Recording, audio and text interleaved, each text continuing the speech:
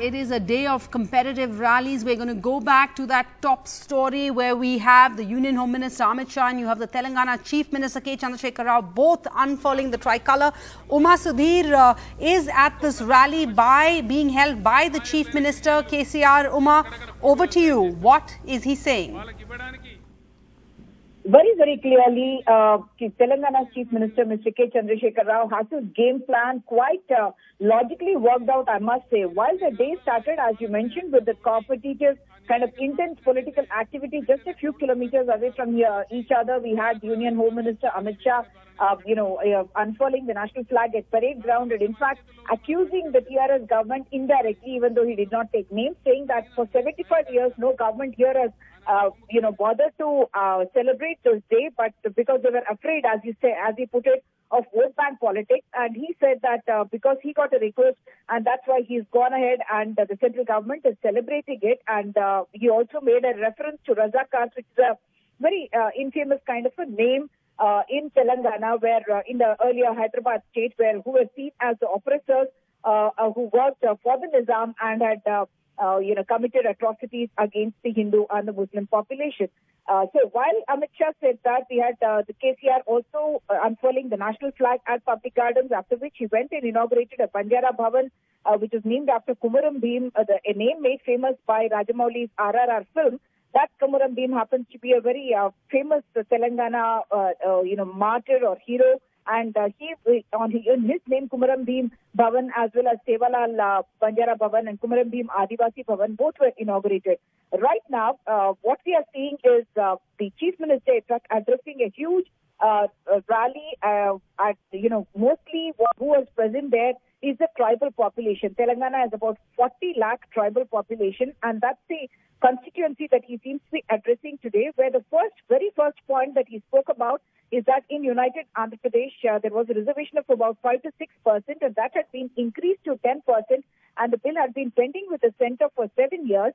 And he made a reference to Amit Shah and said that the man, Mr. Amit Shah, who is here to do some divisive politics, I'm quoting the Chief Minister on this, and he said, I'm appealing to him that he must allow this bill to be passed. And he also made a reference to the Prime Minister and said that it happens to be his birthday today. And today from this forum, with folded hands, I'm asking the Prime Minister to please approve this bill which allows for 10% quota for tribals. What we are seeing here is two things. He also said, in fact, he also made a reference to the President saying that she belongs to the tribal community. And once the approval is given from the government side, from the PM side, it would go to the President, who's not going to be stopping this because she happens to also belong to the tribal community. So what the build-up to the speech of Mr. KCR was Satyavati Rathod, who happens to be from the tribal community and a minister in his cabinet, in fact said that in Telangana they have been giving an allocation of 12,400 crore rupees for the 40 lakh population of tribals, whereas in the entire country there are about 12 crore tribals and they were getting only an allocation of 8,000 crores. And she said that indicated who is the person more concerned about tribal welfare. And she, in fact, in a sense, gave a go-ahead or rather a green signal. First time we are hearing a minister, in fact, speaking about it, saying that you go ahead and please take a national leadership role on this, and we are all behind you. And we would like the model in Telangana to be replicated elsewhere because that's the kind of a good job, as she put it, that the Chief Minister had done in his home state of Telangana. So while the Chief Minister did make his speech at the government event in the morning, right now, this is also a government event where he is having this forum addressing the scheduled tribe population. We had a massive rally of, tribals showcasing their culture, art and dance. There was a march that happened from People's Plaza to the NTR Stadium where, in fact, the Chief Minister is now talking about the various issues that he intends to take forward. And he has been talking about, of course, what he has been calling as the divisive politics of the BJP. Of course, just as a nomenclature of how today's event, September 17, which is a historic date for the Telangana state, which was a part of the erstwhile Hyderabad state, this day is being interpreted by the central government, the BJP-led central government, as a day when the people were liberated from Nizam's rule, whereas the Telangana government is interpreting it as a day when Telangana and the erstwhile Hyderabad state had united or merged with the Indian Union, and that's why they're calling it as the National Integration Day, while the BJP government is calling it as the Liberation Day. So very different political perspectives, and behind that, obviously, the naming itself shows the kind of a political understanding and interpretation that they want to give to the day. And with elections in Telangana in 2023, and we know that KCR is looking at beyond 2023 when elections happen in Telangana, he's also looking at 2024, and that's why we have been seeing him reaching out to other non-BJP parties, non-BJP leaders, and also there is word, of course, that he is going to be launching his own national party very soon and trying to bring together a confederation of other parties, non-BJP parties, that he hopes will take forward something that he has been talking about very, very often in his meetings, BJP Mukt Bharat.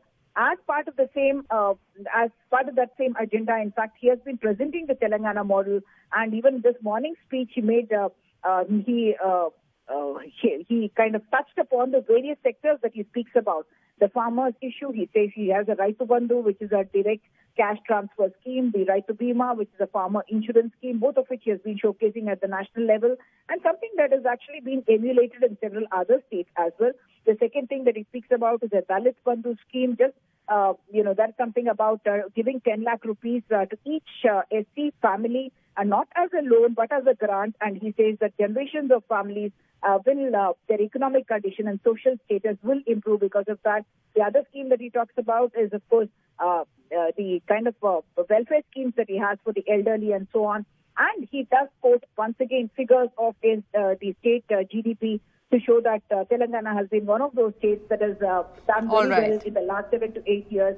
And he connects that very much to the what he calls as a non-communal, peaceful atmosphere that Telangana has been able to give. And he even this morning he made this comparison with Bengaluru and said that Telangana has done well because of the kind of peaceful atmosphere that he has, and once again making a reference to what he calls as divisive politics of the BJP. Back to you, Sarah.